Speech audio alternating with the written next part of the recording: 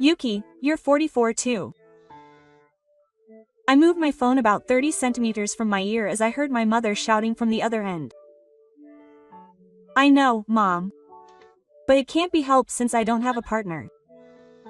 I'm Kobayashi Yukiko. 40 years old, single. Occupation: accounting at a small to medium-sized company. Special skill: homework, typing quickly. No boyfriends in history. It's not that I couldn't have one, given my age. Actually, I've overcome it a few times. But I just couldn't help but be afraid of men. Their aggressive attitude and the way they looked at me made me keep turning down the bosses, and that's how it is now. When I hung up the phone, a flood of emotions came crashing down on me. I wonder if he's lying somewhere. A prince on a white horse. No, it doesn't matter if it's a donkey or a turtle, someone who can save me from this pressure. Did my cry of the heart reach the heavens? A few days later, I received a line message from my best friend from college. Yuki, look. The attached message was a photo of a man. He had a sexual vibe, but he was smiling a little shyly. This guy is my friend, but he's single. I think he's perfect for Yuki, but Mika has always been a caring person and has tried to introduce me to men several times in the past. But each time I backed down and it never happened. Looking at the photo again, he doesn't seem flashy. He's more of an ornamental type. No, he's more of a plant type. He has a calm air about him that makes you think he might have negative energy. His name is Tashi. He's 38 years old. He seems to have a lot of niche hobbies. How about we meet up for a quick tea this weekend? I was half swayed by Mika's enthusiasm and said yes. I'm sure even if we did, the conversation wouldn't flow and it would just end up being awkward. That's right, it's the same old pattern. And so I sat at the designated cafe seat for the weekend, almost praying that nothing troublesome would happen. A man approached me right at the appointed time. Is that Yukiko Kobayashi? He was the gentle man I saw in the photo. That was Tashi. Yes. Nice to meet you. I stood up quickly. Nice to meet you. My name is Takahashi Takashi. I've heard the story from the Shrine Maiden. The hand he offered to shake wasn't rough, and in fact, it was prettier than mine. We sat down and began a calm conversation. We talked about the weather, movies. Ta-san was more of a listener. When I said something, he'd say, "Oh, really?" and occasionally ask a question that was on point. Strangely enough, being with him didn't give me any of the pressure or discomfort that I'd felt from men up until then. Rather, I felt the tension in my shoulders gradually ease as I was enveloped in his calm atmosphere. Aiko-san works in the financial industry, right? That's amazing. You're good with numbers, aren't you? No, I'm terrible with numbers. I'm always on the verge of tears doing my tax returns. With that, he lowered his head and laughed. His expression was so cute that I couldn't help but chuckle. If you don't mind, I can help you next time. That was the first thing that came out of my mouth. Ta-san's face brightened up. Oh, really? That would be a huge help. He had a childlike smile. Before I knew it, I was actively asking him questions and trying to get him to talk. His hobby is making plastic models. I thought it was somehow like him. Time passed by in the blink of an eye. Thank you for today. I had a lot of fun. That's what Tashi said when we parted. No, I had fun too. Those were genuine words. I felt like Tashi had given me a break from my gray daily life. Perhaps this smell would be a savior for me, a petite girl. With such hopes in my heart, my steps became lighter than usual. Tashi and I started meeting about once a week. We would eat and have tea, and as usual, he didn't say much, and I did most of the talking. He would occasionally make sharp comments that convinced me. Yukiko, don't you care too much about what others think? A conversation at a cafe one day.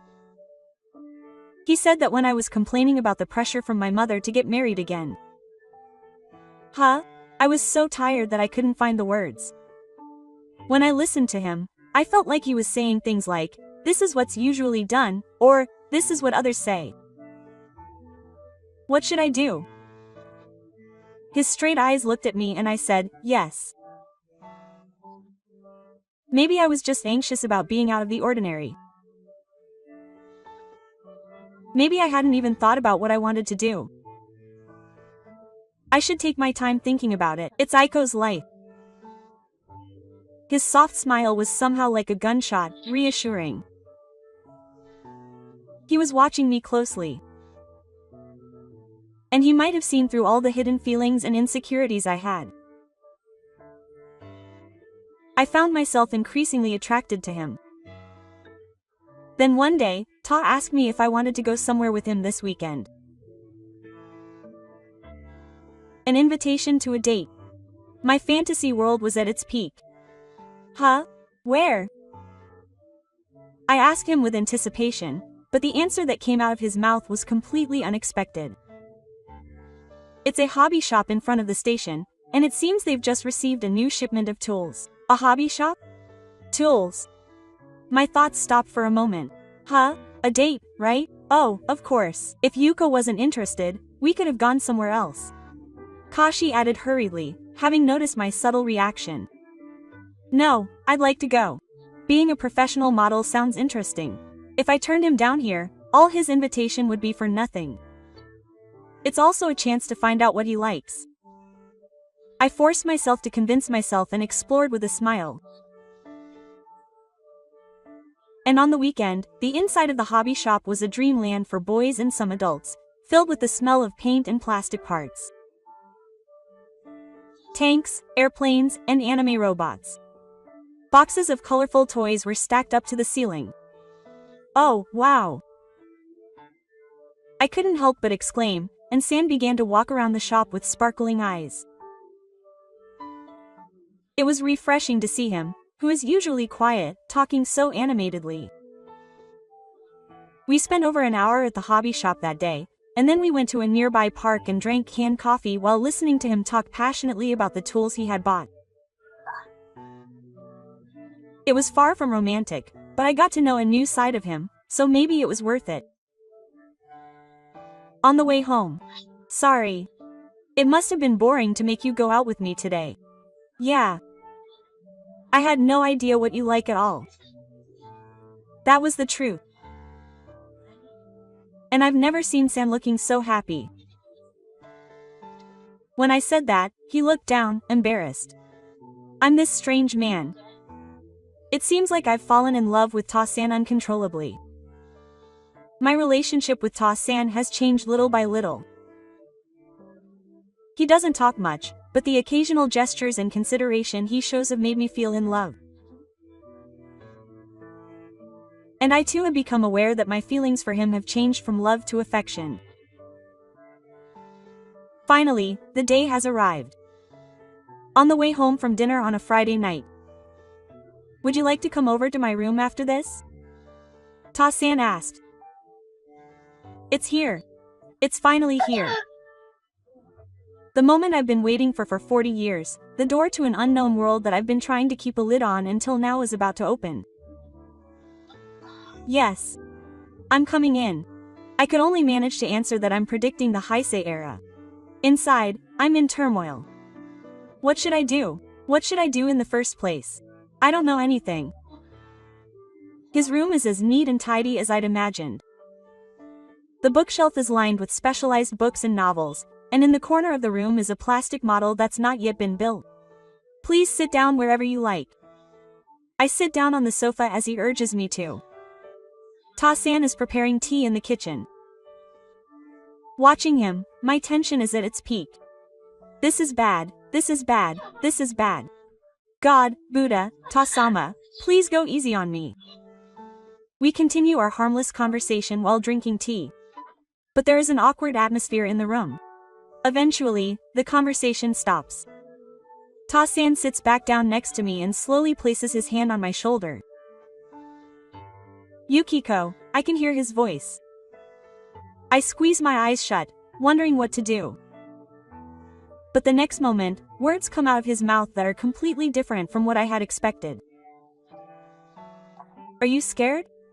Huh? I look up without thinking. You seem really nervous, so don't push yourself.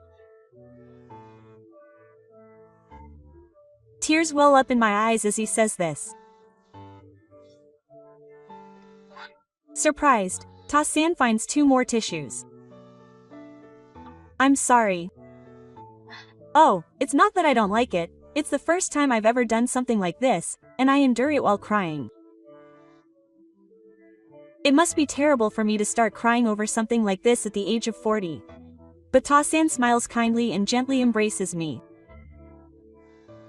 It's okay. I feel warm and secure in his arms. I never knew being held by a man could feel so good. In the end, nothing happened that night. We spent our time just cuddling on the sofa, talking nonsense, and looking at the plastic models he had made. Even so, my heart felt strangely fulfilled. I was happy that he was so kind and respectful of my feelings. When I woke up near the bamboo-shaped hole, I was sleeping in his bed, his arm around my head. His voice as he slept next to me was so gentle and lovely. Maybe I could be okay with this guy. It was the first time I had ever thought that. I felt the door to my heart that I had kept closed for 40 years gradually opening thanks to his kindness. A few weeks later, we were able to spend some time together again. This time, I wasn't as nervous as I had been the last time. It wasn't that I wasn't completely free of anxiety, but more than that, my trust in him and my anticipation for the unknown world that was about to begin were winning out. His kisses were very gentle and gentle. And his hands moved slowly and carefully, as if to check my reaction, to make love without rushing me. At first, I was overwhelmed by the new sensations. But as I let him lead, my body began to respond. A sweet numbness I had never felt before welled up deep inside me. Are you okay? He asked me gently. Yes. And finally, the moment had arrived. A sharp pain for a moment. But it quickly turned into a great and deep feeling. A world I hadn't known for 40 years. It was much, much more intense and complete than I had imagined. I was engulfed in waves of bliss in his arms over and over again. The first night had begun.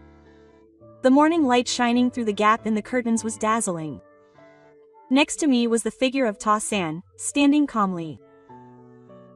It told me that what had happened last night had not been a dream. It was over. A sense of accomplishment and a lethargy I had never experienced before enveloped my whole body. The pain I had been feeling was fleeting, and more than that, the feeling he had given me still lingered deep inside my body. I gently looked at his happy face. He was usually quiet and gentle, but Sakuya was different. Even in his kindness, there was passion and the strength to lead me. It was the moment when the door to new emotions opened at the age of 40. I had a feeling that I would drown in him even more deeply. Suddenly he woke up. He smiled and gently stroked my hair. Good morning, Yukiko. It was different from Sakuya's feverishness. A calm and gentle atmosphere flowed. My body doesn't hurt. I nodded to him when he asked if I was okay. In fact, I felt a little lethargic, but not an unpleasant pain. Rather, I felt like I was in the middle of something. He smiled and pulled me back into bed. Huh, one more time? Huh, his kisses had reignited my passion for the morning. He was a man with more power than I had imagined. From then on, my body truly blossomed. Tashi was surprisingly passionate in bed. He had been asleep for 40 years. My body screamed at the sudden change, and as soon as I thought it was Luca, I immediately started to shoot. And my body began to actively desire him. I was the one most surprised that such a strong desire had been sleeping inside me. Being touched by him, being loved by him, and loving him could be so fulfilling. What on earth had I been afraid of men for? Tashi had finally brought out the woman in me, and Tashi seemed to be enjoying the change in me. You've become so beautiful. When I look in the mirror, my skin is definitely more lustrous than before, and my expression seems brighter. When the mind and body are fulfilled, people begin to shine from within. My first love and first encounter began at the age of 40. It changed my life from the ground up. 5 years have passed since then. Mom, look at Pa. I've made a new Gundam. A cheerful voice echoes through the living room. My eldest son is 4 years old. Plastic model parts of various colors are scattered on the floor. Next to him, a 2-year-old girl is playing with a stuffed animal. And now I am 45 years old. Sitting comfortably on the fur, I watch the scene with a smile. A new life, a third child, is growing inside my large, swollen belly. Yes, our lives have been unfolding at a rapid pace since that fateful encounter. After experiencing our first night together and confirming our feelings, we decided to get married about 6 months later. My parents were initially hesitant because my partner was younger than me and seemed to be married, but they were impressed by his personality and eventually gave us their blessings with tears in their eyes. My mother in particular cried bitterly, thinking that Yukiko had found such a good man. Married life has been more lively and happy than I had imagined. Ta-san has become a reliable husband and a kind father. On weekends, he and Haruki build Gundams, and Mio draws pictures of her favorite characters. He is a pro at baking, and when I am tired or the children are grumpy, he bakes delicious cookies and cakes for me. And our sex life has not slowed down at all. In fact, it seems that our desire for each other has grown stronger. After the children are in bed, we value spending time together more than anything. Yukiko, you are beautiful today. He holds me in his arms as gently and passionately as he did when we first met. When I am in his arms, I am a wife, a mother, and at the same time, I am a woman again. The haul I first discovered at the age of 40 has not become lustrous even now that I am 45, and in fact, it has grown deeper. The gentle afternoon sunlight shines outside the window. The living room is filled with the laughter of the children, the gentle caresses of my husband, and the movements of the new life in my belly. I can't wait to see how many more children we will have and how things will unfold in the future. Let me tell you, this client is the biggest one. You know what happens if you fail. Be prepared because I'll send you far away. The president who was supposed to do a big deal suddenly told me he couldn't come. My boss was supposed to do the presentation instead. As soon as he realized it was going to be in English, he started telling his subordinates to do the talk. And he even left the lines all over the place, saying, "I can't speak English," and my subordinates turned pale and complained. Sigh. It was your idea, wasn't it? It's only natural that you take responsibility. I'll make you take full responsibility. When his position gets bad, he immediately dumps the troublesome work on his subordinates and cuts them off. That's the kind of guy he is. I can't speak under the weight of so much responsibility. I can't take it anymore. It's okay. I'll take care of it.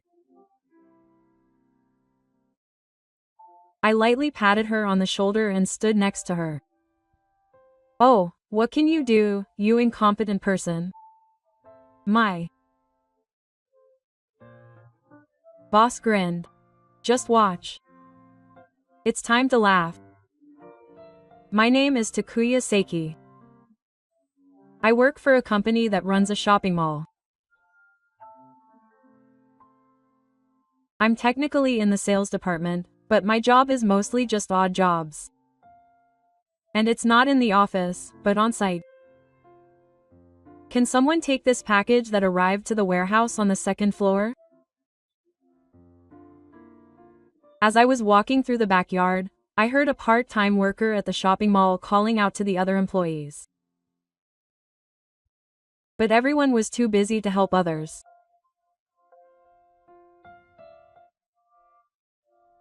I had some time before my training, so I raised my hand.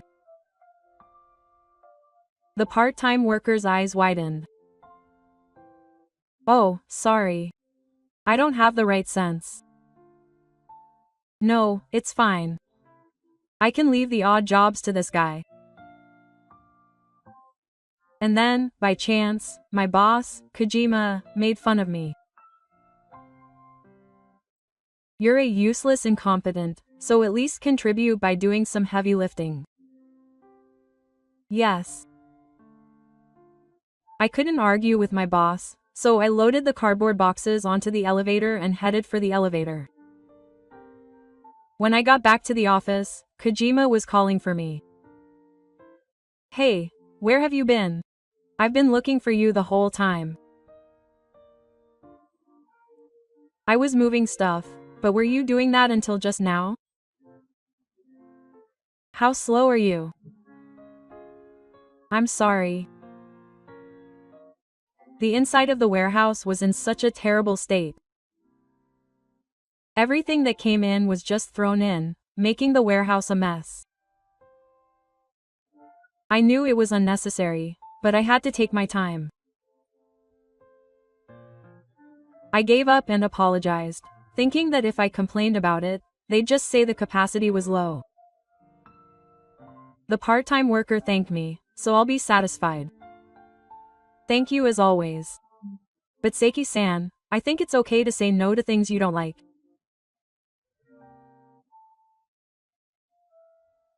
That boss of yours, Seiki-san, is taking advantage of his personality and pushing all the troublesome work onto him. Haha. We part-time workers know that Seiki-san is better at his job than anyone else. Everyone's behind you, so be confident. Why yes. Sure, I could just refuse. But if I refused, I'm sure I'll get 10 or 100 times more nasty back. I just had to do whatever Kojima-san told me to do. When I apologized, Kojima-san seemed satisfied and beckoned me over to introduce a woman. It was Yamamoto-san, who had been transferred to this department today. Since you probably have some free time, please act as Yamamoto-san's mentor and show her around the department. I thought it was unnecessary, but it wasn't a bad job, so I agreed. The woman in front of me was very smart and looked very smart, even in her plain office uniform, and she looked very smart. I was worried about whether I would be able to provide guidance, but Kojima-san just looked at Yamamoto and laughed. Let's get along well, fellow incompetents. After saying that, she went back to her desk. Incompetent. I thought that was directed at me, But what does it mean to call someone incompetent a fellow incompetent? The mystery was solved as soon as we introduced ourselves. I've been with the company for 5 years, and this is the 4th time I've been transferred to another department. Huh? So it's once a year, huh? According to her, she's been bounced around to every department because she can't do her job. Apparently, she was originally contracted to work at the head office, but was transferred to a branch. If we do that, we won't be able to develop people. I don't know what my superiors are thinking. I really don't want to be called incompetent, but it can't be helped. It's a fact that I can't do my job. There's no such thing as having no choice. The company hired you, so they need to take responsibility and provide an environment where you can grow. If they can't do that, both the company and your superiors are at fault. But your superiors won't give in that easily. Besides, I can't say anything arrogant when I haven't actually seen Yamamoto-san's work. For the time being, I decided to show her around the store and explain my department, and gradually get her used to the job. After watching Yamamoto-san for a few days, I thought that the reason she was looked down upon and pushed aside was because she lacked confidence.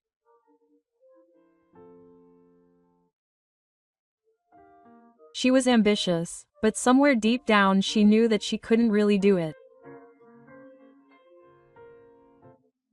That's why her opinions and ideas were half-baked. I felt like I was unconsciously holding back my abilities. And so we were loaned out to the store's facilities together.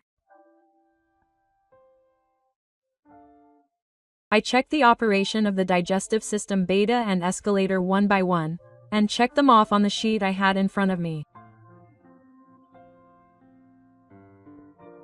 Seiki-san, this isn't our job, is it? I can't help but feel anguish when Yamamoto-san asks such a reasonable question. This is normally the job of the employees in charge of the stores in the shopping mall. However, this shopping mall, located in a residential area of a densely populated city, is very busy every day. The employees in charge of the field are so busy that they are dizzy, so the police work falls to people like me. Or rather, he-san is taking over the work and passing it on to us in order to make a good impression on the store staff, but I'm deliberately keeping quiet so as not to lower Yamamoto-san's motivation. That's true. Well, the divisions are different, but this is also important work. And look. I turn my eyes to the 3 families walking together, holding hands. They are smiling and talking about what to have for lunch. Here, we can see the customers' faces directly. It makes me feel like what we are doing is not in vain, and it's quite a benefit. It's certainly a sight you can't see if you're stuck in the office. Yamamoto-san looks around. 2 women choosing clothes. A couple playing at the game center. Children with shining eyes in front of a toy store. I still want to work hard and help make lots of people smile. Unlike when I was given the checklist, his expression is lively. I want to turn that motivation into confidence. My wish has turned into an opportunity. Yamamoto-san and I have been included as members of the launch team for a new project. It's a huge project that is said to generate sales of 10 billion yen if it's successful. I'm sure that if we achieve it, Yamamoto-san will definitely gain confidence. If there's just one concern, it's that it's no exaggeration to say that this project was a success since I was involved.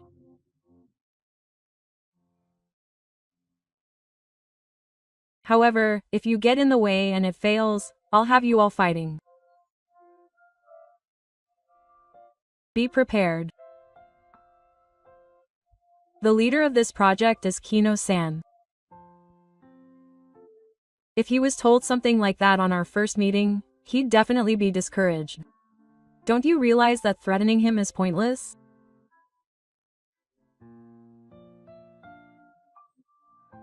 Seiki-san, are we okay? Someone in particular glared at us and said, "Don't get in our way."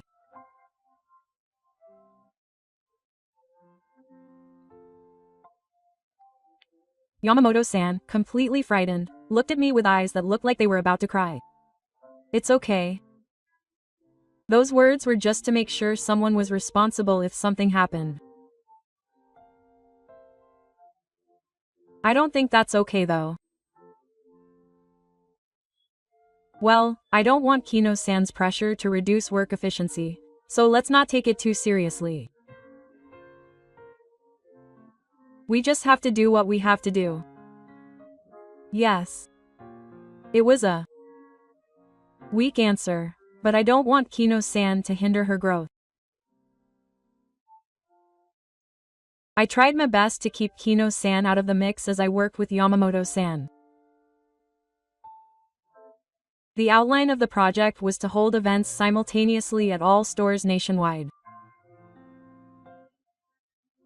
For each event, we would place a different shop in a different store and have them visit the stores over a period of time. Apparently, we would be the ones to actually inspect the stores where the shop would be placed, make the deals, and come up with the details of the plan. I wondered why the plan had been sent to the store's sales department, but it was nothing. Our store is number 1 in sales nationwide. I tried to say that maybe the reason Yamamoto-san was assigned here was because we wanted her to gain more experience in the field, but she just said, "It's basically a left-handed battle," with a gloomy look on her face. She prefers to see and hear things that actually inspire her, rather than just hear words. The old follow-up doesn't resonate with her. Yamamoto-san, our job is to come up with a plan. How about we go to other shopping malls and do some research? Huh, research? Yes, we'll cover your travel expenses. Let's also visit rival stores. I'm sure we'll come up with some good ideas. When would be convenient for you? I can provide a car. As we were making a list of nearby shopping malls, Yamamoto-san chuckled. I'm sorry. It feels like we're on a date because we're laughing and stuff. When you think about it objectively, it certainly does look like we're having fun on a date. I'm sorry. I know that's what I mean. But I'm starting to have fun. I'll look for a place I want to go to. Let's do some thorough research. By the way, what's wrong? Seiki-san's opinions are always on point, and they make sense. I always think his way of speaking and his thoughts are amazing. I don't understand why Seiki-san is so poorly rated. That's right. Yamamoto-san is the only one who would say something so nice. I let the conversation drift and urged him to continue with his work.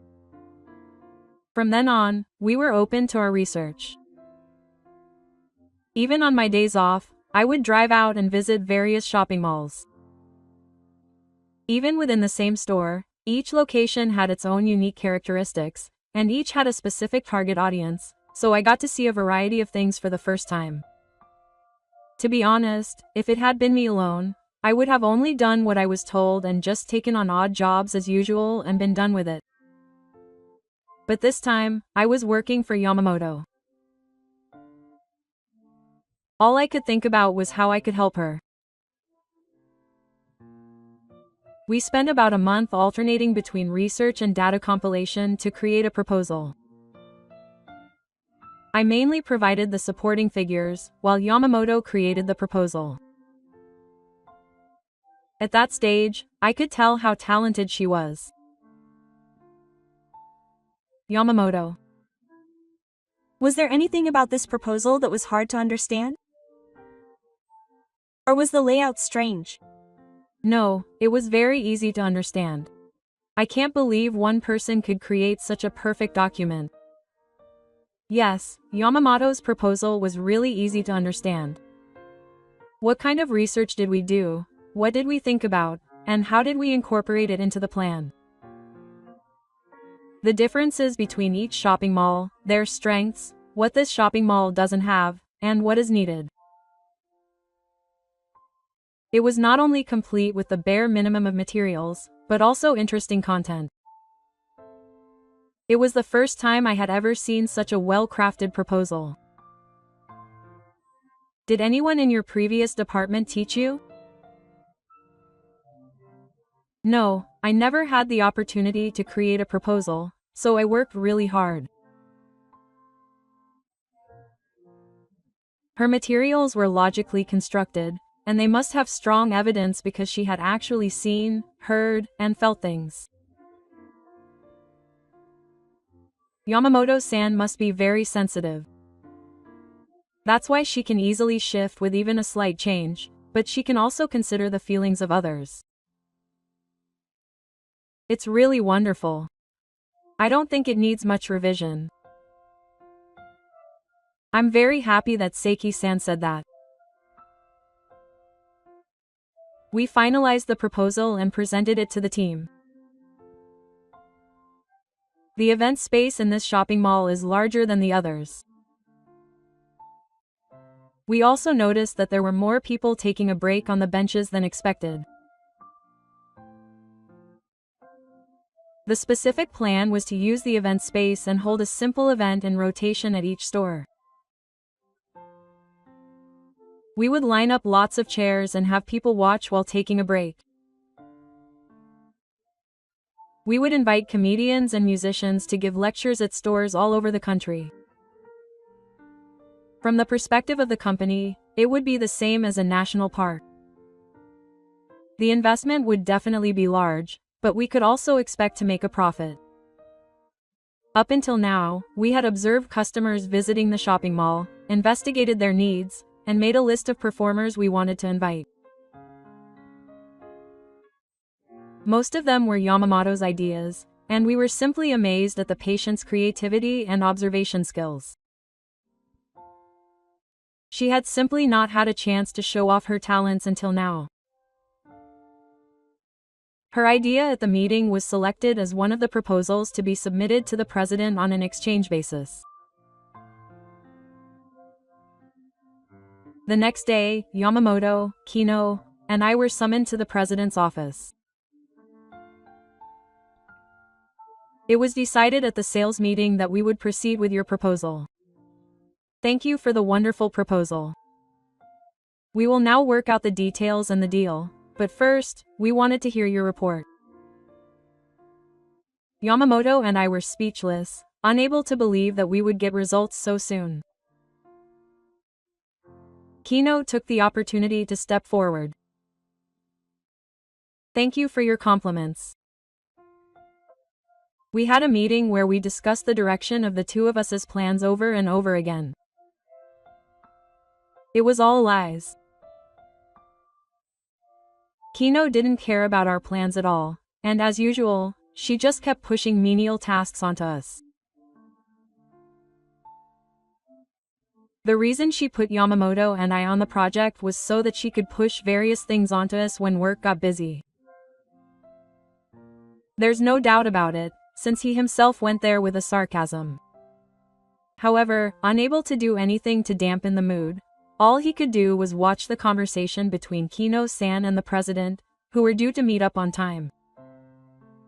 Yamamoto-san's plan was progressing smoothly, and today they were going to negotiate with an overseas game company, one of the potential business partners. They were producing a game series that was also very popular in Japan, and the plan was to have the developer hold a talk show. Basically, the president is supposed to give the explanation during the online consultation. We are also participating from the store's office, but this is a supplementary factor in cases where detailed explanations are requested. Even if the negotiations don't go through, if they are interested or if they give a positive response that they will consider it, then this time it can be said that it has been cleared. It was 10 minutes before the consultation, and as I was getting ready to enter the chat room first, Kino-san's phone rang. Yes, yesterday. What, you've got to be kidding me. Kino-san's face turned pale in an instant. No, I understand. I'll do something about it. Kino-san hung up the phone with a sour look on his face. When I asked who it was that was calling, he said it was the president's secretary.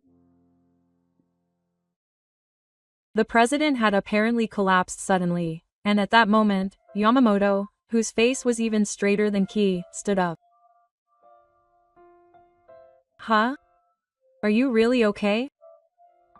Her hands were shaking, and she seemed frightened of something. There's no way she's okay. This time, the president will explain everything. No, it's the president's fault. Isn't this the first time Yamamoto has spoken so loudly? Was he overwhelmed by her anger? Ki answers honestly. Oh, yeah. He doesn't seem to care about her life. Apparently, she was on a business trip until just now, but she suffered from heat stroke in this heat, and although she's conscious, her body can't get up. That's good.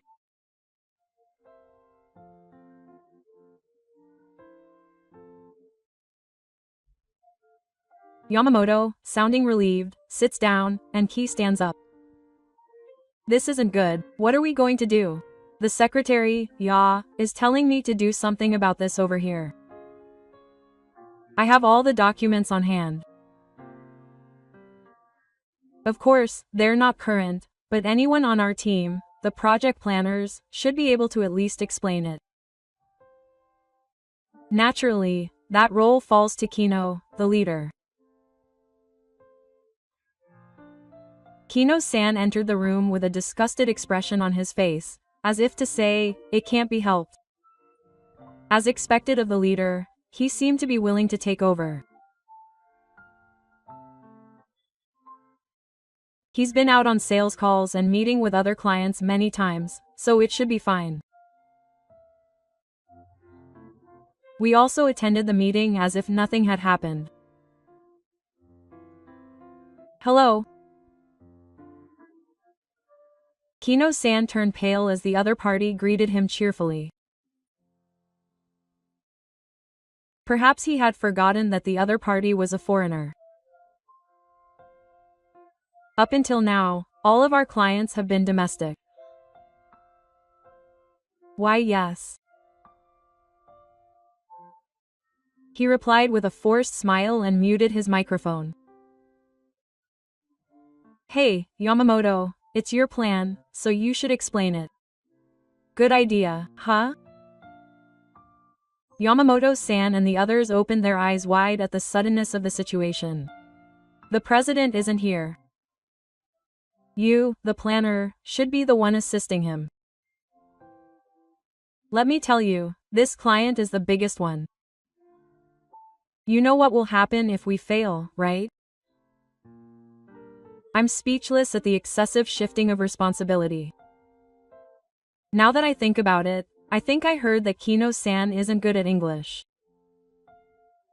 No, that doesn't mean it would be right to suddenly turn to Yamamoto. Before Yamamoto could protest, Kino-san told her in poor English that the president was absent and that the planner would explain instead, and turned off her camera. When she saw Yamamoto-san sitting next to her, She greeted him for the time being and switched to the screen, but there was absolutely no expectation that she would be making sales pitches to clients, so there was no way she could have prepared. Still, she tried to struggle and looked back and forth between the screen and the documents, trying to say something. And Kino-san was grinning as she watched her. She had reached her limit. For Kino-san, for this situation, and for myself, who had been running away up until now. Are you okay, Yamamoto-san? I'll do something about it. Lightly patting her on the shoulder, I turned on the camera. Excuse me for interrupting. Yamamoto-san, the planner, was feeling a little winded and had a sore throat, so I, one of the koan practitioners, would explain instead. She turned her attention to me, even lying. Everyone in the conference room stared in surprise when they heard my words. It's hard to explain something like this in English. As I have already mentioned, our company plans to hold a long-term mock-up using the event space. In particular, with the help of Autosha, I will explain the content we have discussed in previous consultations and the thoughts we had when we planned it. It is not difficult at all, as it is just a matter of translating into English. However, Mr. Kino, who is not good at English, probably has no idea what I am saying anymore. He looks at me instead of the screen with a carefree expression. Unlike him, Ms. Yamamoto presents the materials I need for my explanation next to me one by one.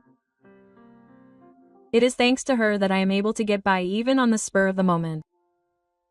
The person in charge of the regular meeting is American, but the person in charge of the candidates is apparently Spanish. Of course, he is also fluent in English, but I want him to understand my intentions perfectly, so I explain in Spanish to him alone and speak to everyone in English. The person in charge of accounting is German, so I explain the costs in German and then explain it again to everyone in English. It is a repetition of this. You understand many languages. It is very easy to understand. Thank you. If necessary, I will speak in the language you request, so please let me know if there is anyone who has difficulty understanding the nuances. Thanks to my consideration, several people asked me to speak in Chinese and French. I was happy that they were interested in this project, and since it was the second semester, I responded to their requests one after another. I absolutely did not want to waste Mr. Yamamoto's project. With that in mind, I finished my explanation and muted my microphone. It seemed that the other members were discussing something. Thank you, Mr. Yamamoto. I bowed to Mr. Yamamoto. No, Mr. Yamamoto has worked hard so far, so I have to do my best too. Can you speak English? When Mr. Key asked me, I shook my head. All he said was English just now. Didn't you realize that I also spoke other languages? Well, I went to university overseas. Where exactly overseas? Cambridge. Yes, I was enrolled in a language course at Cambridge University. Of course I studied English, but I also studied various languages, including those that are no longer in use, while also learning about their history and historical background. However, that later caused me trouble. If you graduate from a prestigious university, you are pressured to have a certain level of ability. Cambridge is good enough. Even though it's called Embridge, it's not that great. In this way, my reputation has come to be based on the name of my university. Since then, I've felt pressured no matter what I do. If I fail, will people say, "You went to Cambridge again?" And at some point, I stopped mentioning Cambridge altogether. If people thought of me as an ordinary person, no, even worse than that, as a total loser, they wouldn't have high expectations. I came to that conclusion and deliberately hid my university. I was running away for fear of being annihilated. But now I've put this power to good use for Yamamoto-san and the company. Kino-san, who exclaimed in surprise, apparently didn't know about my academic background after all. Cambridge? I didn't hear that. You're an incompetent person, so you're lying. Who was it that this Mookie helped you with your presentation? I was now able to tell Kino-san directly what I thought. Up until now, I had put up with it because he was my boss. But when I saw his attitude of making his subordinates do things he couldn't do, I lost respect for him. What? Hey, sorry to keep you waiting.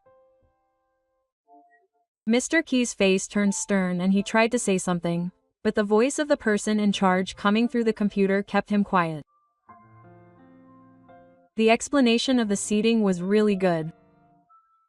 The schedule and the price are reasonable, and more than anything, I'd like to meet a Japanese person who enjoys our games. Please let me continue the discussion. Thank you. Can I continue the discussion like this? Are you the sales manager? Oh, no, can the president or the person in charge talk about sales again? I'm just an ordinary employee and have no authority. What? Are you kidding me? Someone like you, an ordinary employee? Apparently, they're genuinely surprised, not just flattered. Then why is it that you, an ordinary employee, are giving the explanation and there's no leader? I glanced at Mr. Key for a moment. He still couldn't follow the conversation and didn't react. The man named Key from earlier is the leader. Since he can't speak English, he tried to evade responsibility by having his subordinates explain this to him. When Mr. Kino noticed that his name was being called, he straightened up, as if he realized that the conversation was about him. He's the kind of person who blames his subordinates for his mistakes and only takes credit for the good things. I couldn't stand to see this happening, so I, an elite but ordinary employee, explained the situation to everyone. Even after I told him the truth, Kino-san just laughed.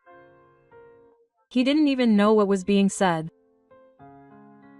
Is that the kind of person involved? This is troubling. Let's proceed with this deal on the condition that he be removed from the project. Several employees who could understand English chuckled at the proposal. As usual, Kino-san didn't seem to understand what was going on. Okay. I'll let my superiors know. Can I get back to you later? Oh, by the way, there aren't many people who can communicate with so many people like you. This isn't the best place to talk, but why don't you come work for us?